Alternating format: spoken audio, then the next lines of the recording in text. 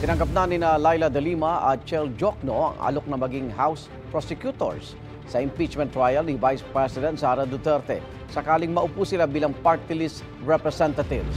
Ayon kay de Lima na first nominee ng party list group na Mamamayang Liberal o ML, si House Speaker Martin Romualdez ang nag-alok sa kanya at kanyang tinanggap. Kailangan daw papanagutin ng sino man nagkasala sa batas.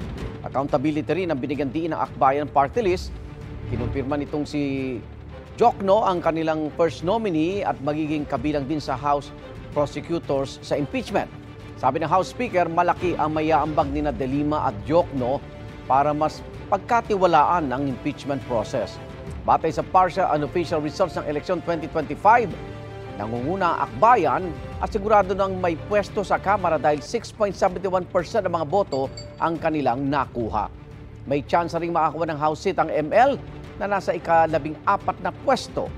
Sa 11 original na House prosecutors, 2 po ang natalo sa eleksyon 2025.